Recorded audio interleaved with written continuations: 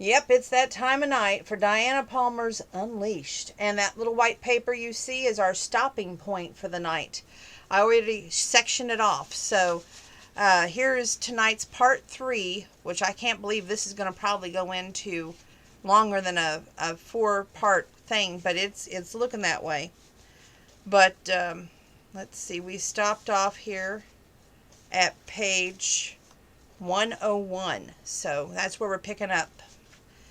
Cal came walking in with a bowl of soup and a packaged Greek parfait. Can you sit up? Yes, she propped herself up, keeping the covers up to her collarbone. This was so sweet of you. Thanks a million. I'll pay you back. I'll paste you one, he threatened. Well, I won't hit you. I'm an officer of the court and a gentleman, so I never strike a woman. But you won't pay me back, period. You were the nicest boss I ever had, she said as she started to ladle the delicious chicken soup in her mouth. I was the only boss you ever had until you deserted me to go work for the Texas Rangers, he said, chuckling in. He pulled out a chair and dropped down onto it. God, I'm tired, he mused. Police commissioner called a meeting, and we sat around the table for the better part of 2 hours listening to a boring speech about something. About something? She teased. Well, I wasn't really listening, he said. I didn't sleep last night. I was trying not to drift off. It might have been a career-ending move. You should see one of those sleep specialists. And it looks like we're going to continue on. Not exactly sure why I marked this, but I did. Okay, page 102. Okay, we're going to 105, so take a deep seat. Actually, we're going to this little thing here, but here we go. Oh, that would help, he said sarcastically. He ran a hand through his short, straight blonde hair. The memories get to me sometimes. You have to try and look ahead, not behind, she said quietly. I know it's hard. I don't manage it very well either.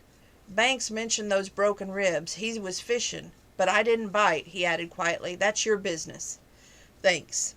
You need a car, or a carpool, he added, when she gave him a sardonic look over her soup spoon. Doesn't any around here work near you? Somebody could ride with you. The Martins live 2 doors down. They're both disabled. I go with them to church on Sundays so I can push Mr. Martin in his wheelchair, she said. Of the other close neighbors, one grows marijuana in his bathtub and the other entertains men at night. He whistled. I know you're a lawman and marijuana is... I was thinking of the smell.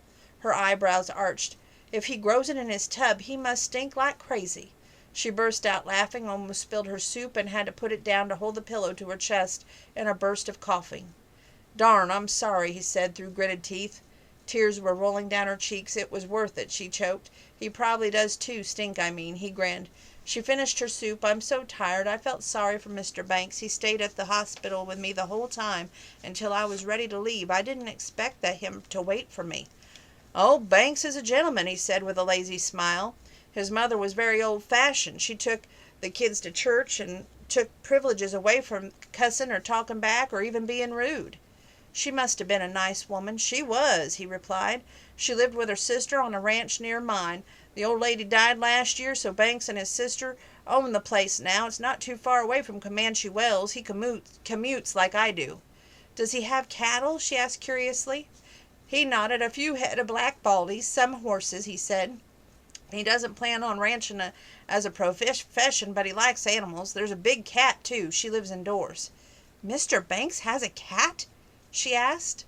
A big red moon cat, he chuckled, that he calls Miss Kitty. Well, he smiled. His sister dates one of my detectives, he said. She loves her brother, talks about him all the time. She's nice. We go to the same church. I guess she lives with her brother. She has an apartment in town, he corrected. Banks is hard going as a housemaid, to hear her tell it. She did most of the cleaning, and because he kept threatening to shoot the vacuum cleaner.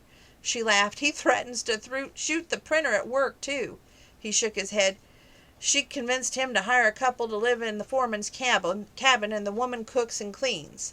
That was page 102, 103, 104.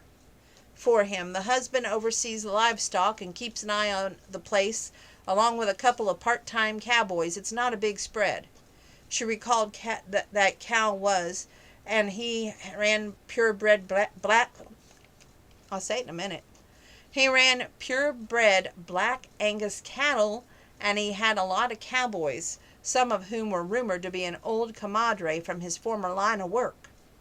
I wouldn't mind having a ranch, she sighed. At least Tad and I would always have beef on the table. Of course you would, he chided. You name the beef steers and dare anyone to carry them off to the albatross. I have no clue what that word is, so bear with me. She made a face. I guess I'd plant a garden and grow vegetables, she conceded. I'd plant lots of fruit trees and shrubs, though I like fruit. Me too. I have a pear, apple, cherry, and peach trees for the birds and 3 pecan trees for the squirrels. For the squirrels, she probed. The damn thing strip a pecans off the tree and make it green, he muttered. I have to buy pecans. She chuckled. He sighed and stood up. I'll come by first thing and drop off Tad at school and bring him home tomorrow afternoon. I wouldn't have asked, she said softly. No, you got a double dose of pride when they handed it out. You don't like being obliged to people, but you do the same for me without being asked if our situation was reversed. She sighed. I guess. Thanks. Friends help each other out, he reminded her, and he smiled. Can I get you anything before I leave? She shook her head. Tad will check on me, and he's a good kid. He really is. Bright, big-hearted. He hesitated. Have you told him about Morse getting early release? She grimaced. I didn't have the heart, she said. He's even more afraid of Morse than I am. She studied his hard face. There's a rumor that Morse made threats against the assistant DA who prosecuted him, the one who's running for district attorney next year. And that is page 104, 105. We're moving forward in the book because I want you to read some of this. I don't want to read all of it to you. Okay.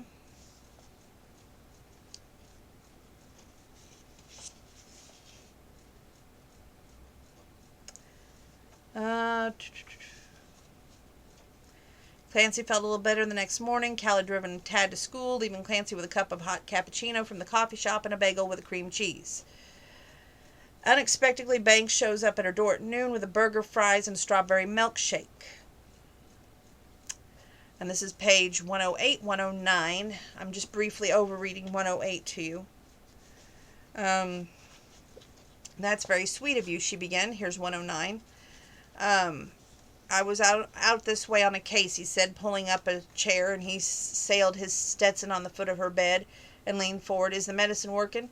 She nodded. I feel a little better today. Her eyes were full of worry. I can barely get down the hall to the bathroom, she began. I cleared it with a lieutenant, he said easily. He said for you to stay out until you feel like coming back to work.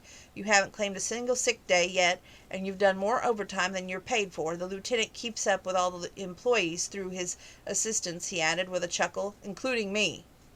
Oh, thank goodness, she said. I was so scared you might fire me. For being sick, he chided gently, and he smiled. Shame on you. She smiled back shyly and picked up the milkshake and sipped it and let out a heartfelt sigh. This is so good. How did you know I like strawberry the best? She added. He shrugged. I didn't, but some people are allergic to chocolate. Not a lot. Here comes that tongue tying. Not a lot of people like vanilla, so strawberry seemed like a safe bet. She laughed. It is heavenly. She sipped more of it and nibbled a French fry. Do you remember anything about the Dalton Reed, a member of any clubs or organizations? He said suddenly. She jumped, almost tumbling the plate she was holding. Dalton Reed? She asked. He scowled at her reaction. It's the cold case. The elderly man who went missing and was never found. Oh, that one, she said, hoping that she sounded more composed than she felt. She drew in a breath. He was a Sunday school teacher at the Meadow Methodist Church, she said. The one you and my sisters attend, he asked, taking notes on his cell phone absently as they spoke. Yes. What else? She sipped her milkshake slowly. He was a member of the Texas Sheriff Association. He glanced at her. What? He pulled up another field and studied it. That's not in the file. I knew about him from church, she blurted out. He was a deputy sheriff for several years at the Bexar County. I can't believe they left that out of his files, he muttered as he copied down what she was telling him. That's the problem with cold cases. A lot of times the evidence is missing. Vital information is missing. Over the years, things get misplaced. He played piano, she added quietly, and classical guitar.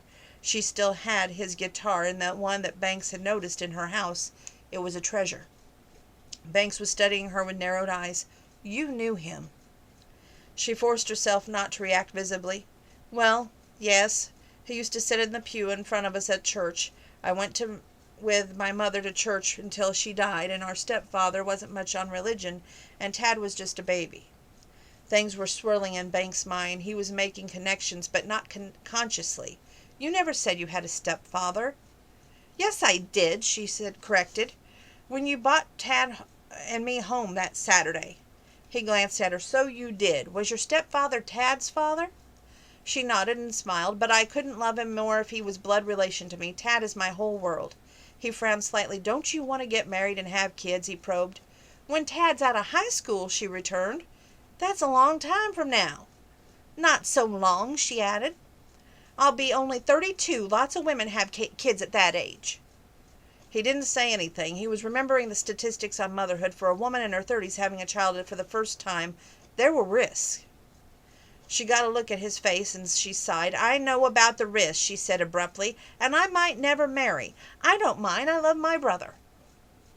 He's a sweet kid, he agreed. Tomorrow's Saturday, she said, and you're going to be out of town Monday on that case working it up. So how about if I come back to work on Tuesday? If you're up to it, okay, he said, but you stay home until you're well. She knew his attitude was impersonal, but it was still nice to have somebody who was concerned for her welfare, and even impartially. Thanks for the lunch, and thanks for being so nice about letting me stay home. Walking to work and cold and wet, he said quietly, studying her wan face. Honest to God, Clancy, there's got to be a bus or a carpool, some way you can get to work without having to walk. That's page 110 and 111. Here comes 112 and 113. Walking is great exercise, and except for having pneumonia every autumn, I do very well. He sighed heavily. He was concerned. She was so young to have health problems, and a very young dependent. I thought you lived at home with your parents and had all the support you needed. It was a shock to find out you were solely responsible for a young child in school with no one else in your family. I do okay, she said, easily smiling. You do better than that, he said with evident admiration. Most young women your age would have put Tad in foster care. A few might, she conceded, but I don't really have a social life to worry about, and Tad's a joy to have around. Her pale gray eyes sparkled like silver in the candlelight. I love kids. His heart jumped for no discernible reason.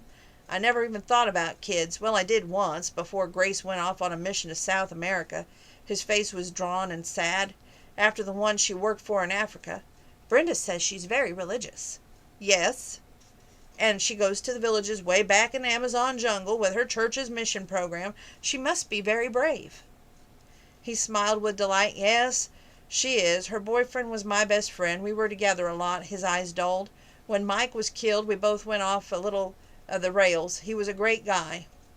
Wasn't he a policeman? He nodded. He took his mother to the bank, and he was off duty at the time. There was a robbery, and he was shot and killed, along with his mother. His sister is married to one of the Hart boys down in Jacobsville, he added. I see her from time to time. Well, that's a shame about him and his mother both dying. Did they catch the robbers? They did. They're serving life sentences for the felony murder. His eyes were cold now. I go to every parole hearing. She could guess why. I had a best friend in high school, but she moved to California with her family. She grimaced. I don't get close to people anymore. Neither do I, he replied gruffly. His black eyes were searched for silver ones, and a silence that grew intimate and dangerous. She felt her heart beating in her throat at the intensity of the stare. It made her uneasy. It was violent, passionate. The images filled her mind, and she fought them. This wouldn't do it. Not at all. She dragged her eyes away from him with effort. He was feeling something similar, fighting it all for what it was worth. Grace was coming home. He had to keep that in mind. Clancy was way too young, too burdened, and too everything. He got up from the chair. Can I get you anything before I go? No, thanks for everything, Mr. Banks. It rankled that she was so formal with him, of course. It was better that way. Good idea not to be intimate, not even in speech. He picked up his hat and slanted it over one right eye. If you need anything, call the office. I will. That was page 112, 113. Here comes 114. He nodded. He looked around at the sparse furnishings and back to the colorful quilt that covered her. He noted the different colors and cloths. Is that a memory quilt? He asked suddenly. She laughed. Yes, it is. My mother made it long ago from scraps of cloth that came from her great-grandmother and all the kids down to me and Tad. It's comforting in a way. She's gone, but the echoes of her live on in this house. Echoes, he nodded. We all have a memory quilt that our grandmother made for Brenda when she was a kid. She still sleeps with it, says it's like our grandmother cuddles her in it. She smiled up at him. That's how I feel when I sleep under mine. You women and your fantasies, he teased. I have a plain comforter. It keeps me warm, no sentiment attached. I like sentiment. Of course you do. You're a woman. She just shook her head. Okay, a little bit farther down the page. Banks was sexy and responsible, and he was nurturing with nature. Although he rarely let it show, she was never going to forget how kind he'd been to her when she got sick. But along with those memories was the fear of having him find out that more Stuffy was related to her. Even just as a stepbrother, he was working on a case involving the grandfather, and he didn't even know it.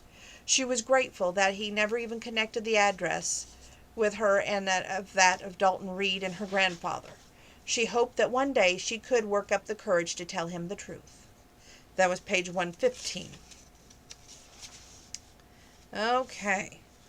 Page 117. She sat up in bed, delighted to note that it didn't hurt any more. She could even take a deep breath without coughing fit. The wonder of modern medicine, she thought warmly. She started to get up just as Banks walked into the room with Tad. He was carrying a plate with pecan, waffle, and bacon. She caught her breath. Oh, my goodness, she exclaimed, fighting tears. It's my very favorite. So Tad said, don't stand on ceremony, dig in. He handed her the plate and a syrup bottle. You angel, she said to Banks, and flushed a little at the way he smiled. His black eyes had lowered to her blue pajama jacket, and she flushed and turned away quickly, putting her plate on the end of the table before she climbed quickly into bed and pulled up her covers. Heavens, you and Cal are spoiling us, she exclaimed with a grin as she dug in to her treat. She closed her eyes and moaned with delight. Oh, I love waffles. 117, 118. He was studying her with a faint frown, his eyes narrowed and thoughtful. She was joyful at the simplest thing, like a child. It always seemed to surprise her when people were kind to her. He wondered suddenly what her life had been like before it ended up being Tad's only supporter. Those broken ribs he learned about in the hospital worried him. She never had spoken of being in an accident. Clancy was mysterious in her own way. Mr. Banks, she says that the Texas Rangers go all over the world on cases, Clancy, Tad said, breaking the silence. Yes, we do, Coulter chuckled. It's an interesting job. Dangerous, though, Clancy said involuntarily. Most jobs that involve guns are dangerous, he said easily. However, my sister counters that anybody who works with dogs and cats is in a dangerous profession. She's got scars. Scars? Tad asked, all ears. He chuckled. She's been bitten, clawed, climbed, knocked down, dragged, and otherwise abused by a succession of unwilling patients at the vet clinic where she works, he explained. But she loves it. We always had pets at home when we were young. Do you have pets? Tad asked. He nodded. A big red moon cat named Miss Kitty. She sleeps on my shoulder every night. I'd love to have a cat, Tad said, but we can't on account of Clancy's got asthma. Page 119 and 120. I'm not allergic to all cats, just certain ones, she clarified. It depends on the dander, not the fur. She laughed involuntarily. One man suggested that if I rub a cat with a dryer sheet, it might help. I asked if he'd be willing to hold the cat while I rubbed it. Banks chuckled. I saw the video once about how to bathe a cat. Seems to involve rubber boots, a rain slicker, a scuba helmet, and thick rubber gloves. Convinced me that Miss Kitty was never going to need a bath, I might add. I'll bet she's pretty, Clancy said. There was a show about a cat a few weeks ago that Tad and I watched. There was a big black and brown Maine Coon cat who was taught to play fetch. His owner walked him on a leash. They're smart, he agreed. My housekeeper fusses because she can't use the sink until I come home and remove the cat. What? She asked. Miss Kitty loves sinks and bathtubs, he explained, and water of any kind. She likes to play in it. He shook his head. On hot days she curls up in the kitchen sink and goes to sleep. Clancy smiled. She sounds very sweet. She is, until you want her to do something that she doesn't want to do, he replied with a sigh. Then it's all teeth and claws and hissing. She weighs 16 pounds, so she can be formidable. I didn't know that cats got so big, Clancy remarked, as she put her empty plate on the bedside table. Only a few breeds do, he smiled, and he pictured sitting up in bed with her wavy hair faintly touching and the tousling and the pale gray eyes that reminded him of her sterling silver eyes. He glanced at the watch and grimaced. I have to go in a meeting with an informant. He won't hurt you, will he? Tad worried. Mr. Banks has a gun, she returned with a wry smile. Oh, Tad studied it in his hand-tooled leather holster. It's a big gun. A .45 caliber, Colt 1911 ACP, Banks said. But I hardly ever have to use it, and that's a good thing. I don't think I could shoot people, Tad said worriedly. Has somebody asked you to? Banks asked with an indulgent smile. Well, I want to be a Texas Ranger when I grow up, just like you, Tad explained with Banks' high cheekbones took on the faintest ruddy tint. I wouldn't worry about it, Cole told him gently. It's a few years in the future, right? Tad smiled. I reckon. If you need anything, you call me, he told both of them. Thanks, Clancy said, and I'll see you Tuesday, and thanks again for the treat. There's nothing more wonderful than a pecan waffle, she added with a grin. He smiled back at her, his black eyes assessing, curious, searching, and she flushed and dragged her eyes away. He chuckled deeply. Lock the door after me, Calder told Tad, ruffling his hair affectionately. Can't be too careful with an invalid in the house. I am not an invalid, Clancy said with a mock hauteur. Yes, you are, naturism. I am not a... Good night. Banks closed the door, and Tad was still laughing as he put the chain on the latch. Okay, page 121. In spite of all her arguments, Cal Hollister came by for Tad Monday morning and took him to school. He was back the next morning to drop Tad and Clancy at school and work, respectively. This is out of your way, she complained gently. He laughed. Not really. I have to go by your house on my way to and from work. He glanced at her with affections. Besides, I don't want you to trying to walk to the work in a cold wind. You'll end back up in the emergency room. She sighed. I wish I had good lungs. Wishing doesn't do much for us. I guess, she agrees. Anyway, this is very nice of you. If you had a car, you'd do the same for me. He glanced at her and grimaced. I really wish you wouldn't walk to work. Frankly, when Morris gets out, it'll be more dangerous than you think. He's sworn vengeance on the DA candidate, and you're on the firing line as well. I wouldn't mind it if he'd just leave Tad alone, she sighed. I don't think Morris has changed either, Cal, she added. He could always put on a good act when he was in high. We'll do what we can within limits of the law to keep him from hurting any of you. But we can't watch him all the time, he added.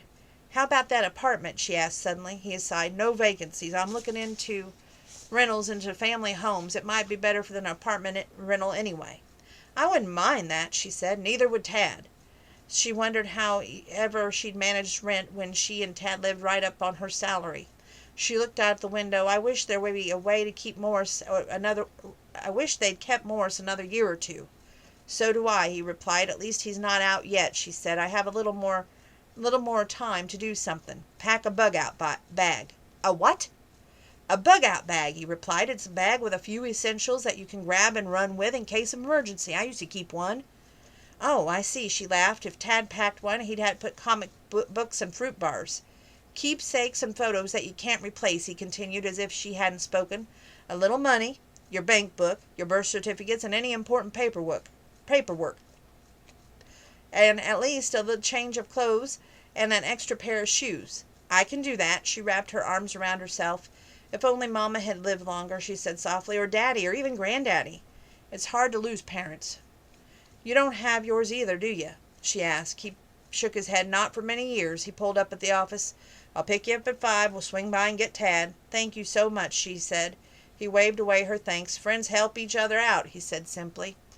If you notice, that's the second time Cal has said that, which at first made me suspicious that maybe Cal was helping Morris, but no, Donna was wrong as usual. She nodded. She climbed out of the car and closed the door and waved as he drove off. She went down the steps slowly, and Banks was at his desk on the phone, clearly annoyed at something or someone. He looked up when she walked into the room and smiled with soft black eyes. Her heart melted. She turned away and hung up her ratty jacket, still trying to still her pulse. She mouthed, "Coffee?" and he nodded. She went to go make it while he growled at someone on the other end of the line. She was just pouring it into 2 mugs when he came up behind her, so close that she could feel the heat and the power of his tall body. "Thanks," he said, reaching around her to take one of the cups. "You're welcome." He didn't move for a few seconds. Her heart felt as if she was trying to break through her rib cage. He moved away before she had some time to wonder if it was deliberate. I've got SAPD helping me on that Reed case, he said, turning away so that he didn't see her almost spill her coffee on the floor. Have you? She asked in a little tone that was a little high. Marquez said that they kept the paper file on some cases that hadn't been transferred to digital media. He was going to have one of his people check it out, see if they had anything they could scan and email to me. That was nice. Marquez has his moments. He sat back in the chair. You're still having trouble breathing, he added. She smiled. It's hard to get over pneumonia, she said. 122, 123, 124. Simply, I'm much better, but I still get winded when I move around. How the hell did you walk to work this morning? I didn't. Cal drove us. She shook her head. He's like a bulldozer. You can't say no to him. He glared at her when she didn't see him. He grimaced. I guess he's like family. He really is, she agreed. He doesn't have any family either. He's been so kind to Tad and me. So have you. She added shyly, I don't know how we'll ever repay either of you back for all that you've done. The depression lifted when she said that. I like Tad, he said. She smiled. He's crazy about you. He really wants to be a Texas Ranger now. He chuckled. He'll probably grow out of it. Did you always want to work for the Rangers, she asked. No, I wanted to be a pilot. She frowned. You were in the military, you said. Sure, but to be a pilot, there's a height limit. I was way, way over it, he added with twinkling eyes. Oh. Besides, I had a pal who flew an F-22 Raptors, he said. He told me that when those babies took off, your stomach tried to exit through your spine. Plus, there's the Raptor cough. The what? The Raptor cough, he said. All Raptor pilots get it. Nobody knows why. It's one of those mysteries of life. Oh, she said. It's aliens, isn't it? She asked with a grin. They try to get into the cockpit when you aren't looking, and they blow smoke in your face. He burst out laughing. She loved it when he did that. He had a wonderful laugh. Deep, genuine. Aliens, he said, shaking his head. You never know, she returned. The phone rang. He held out his hand and palm up, waiting for her to answer it. She was still laughing when she picked up the receiver. It was Cal. I'm sorry I have to be out of town for a few days. Some damn seminar in Denver, he muttered. Listen, I hired a cab company to take you and Tad to school, work, and home again. Don't argue, he added, when she tried. You know it won't do any good. She sighed. Okay, thanks, she added. He chuckled. I have to look out for my adopted family, he said simply. Watch your back. Have you heard anything? She added quickly while Banks was on his cell phone answering another call. About Morris, you mean? Actually, I have, he added, and he sounded pleased. There's been a slight hitch. He's going to be a few weeks before they turn him loose. One last evaluation or some such thing. That's a relief, she whispered. A reprieve. Yes, and we have to find some place for you and Tad to go when I get back. That'll be my priority. Thanks, she said. No problem. I'll talk to you soon. Okay. That was 124, 125, and the stopping point for tonight. So I will get a stopping point for tomorrow night as soon as I click off of here. I've got just a little bit more housework to do. I'm not doing a workout because I do work tomorrow, and right now I'm going to read the time to you. It's 2:22 at night.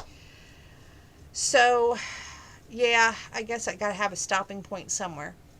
Make sure you're keeping your social distance. Make sure that you're wearing your mask. Important here, people. And if you can't wash your hands, you have your bottle of hand sanitizer nearby. Very important. And it doesn't matter the size of the hand sanitizer, but you have the hand sanitizer nearby. Love each and every one of you. Stay safe. We will continue more with this book tomorrow night. God bless. Hopefully.